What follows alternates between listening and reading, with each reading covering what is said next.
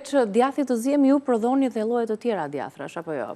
Tipike të zonës. Ne kemi djathin e dhis, që është djathi bardh tradicional e dhis. Gjithashtu prodhojmë dhe një djath kaçkavallrie që stazhonojmë mbi 1 vit dhe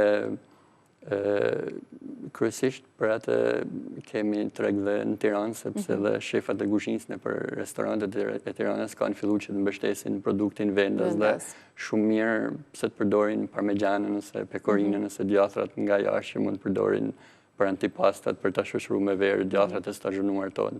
Gjithashtu, duke qenë nga zona, ne kemi shërebele, një bimë medicinale që është shumë naturale dhe autoktone e Malësisë Madhe, dhe e kemi menduar që ta miksojmë me ta përzijmë në djath dhe i ka dhënë një shije shumë pëlqyeshme, shumë këndshme. Ngjyrën po dhe aromën karakteristike të shërebelës. Ndërkohë ato gjethet e shërebelës përpunohen si është? Ne ato thahen dhe duhet dhe të zihen, sepse duke qenë se rrinë për një kohë gjatë në djath gjatë stazhonimit, duhet kalohet procesi i zirjes.